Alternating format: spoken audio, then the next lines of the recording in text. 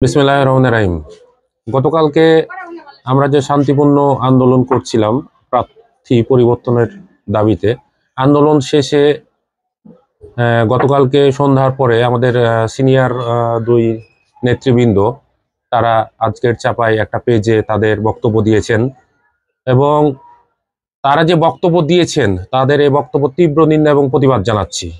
কারণ এখানকার যে সাবেক এমপি আলা জামিনুল ইসলাম, তিনি একজন আওয়ামী লীগের দোসর ছিল। 18 সালের এই ফ্যাসিস্ট নির্বাচনে সে নির্বাচিত হয়ে তাকে যখন দল পদত্যাগ করতে বললো, সে করেনি। সে আওয়ামী লীগের সবকিছু বৈধতা দিয়েছে এবং সে 18 সাল থেকে কোনো আন্দোলনে মাঠে ছিল না, কোনো একটা ফুটেজ দেখাতে পারবে না। এবং যারা আজকে সিনিয়র নেতৃবৃন্দরা বড় বড় কথা বলছেন, 18 সালের পর থেকে আপনারা কি কোনো আন্দোলনে ছিলেন, মাঠে ছিলেন?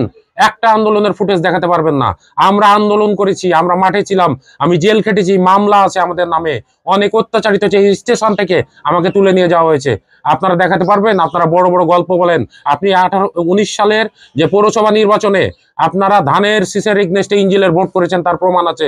2024 সালে যে আওয়ামী লীগের ফ্যাসিস্টের নির্বাচন হয়, সেই নির্বাচনে আপনারা আপেলের ভোট করেছেন এবং এই আলা জামিনুল ইসলাম সব নেতাকর্মী বৃন্দ ভোট করেছে, তার যথেষ্ট প্রমাণ আছেন। আপনারা বড় বড় কথা বলেন, খালি টেবিলে কথা বললেই হয় না।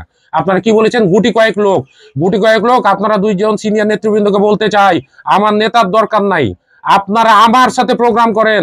আপনারা গুটি কয়েক বলছেন, তো আপনারা এক সাইডে প্রোগ্রাম দেন, আমি এক সাইডে প্রোগ্রাম দেবো। আওয়াজ তুলবেন, আওয়াজ থেকে যদি আমার চাইতে লোক বেশি দেখাতে পারেন, তাহলে আমরা রাজনীতি ছেড়ে দেবো।